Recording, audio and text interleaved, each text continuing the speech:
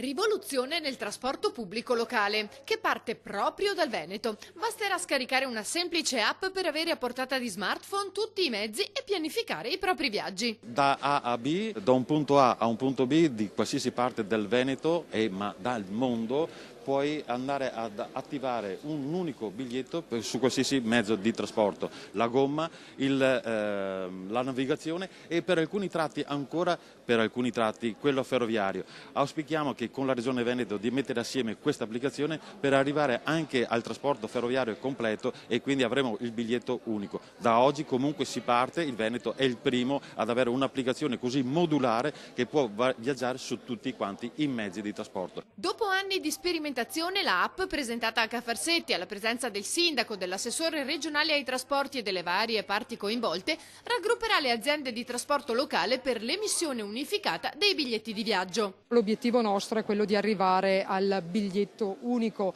e quindi ad arrivare non solo ad una tariffa unica per tutta la regione che sia uguale tra ferro e gomma e con tutte le dovute considerazioni per l'acqua, ma arrivare anche ad una integrazione intermodalità dove ci si può muovere all'interno di tutta la regione utilizzando un mezzo pubblico, poi che sia di un tipo o dell'altro non importa.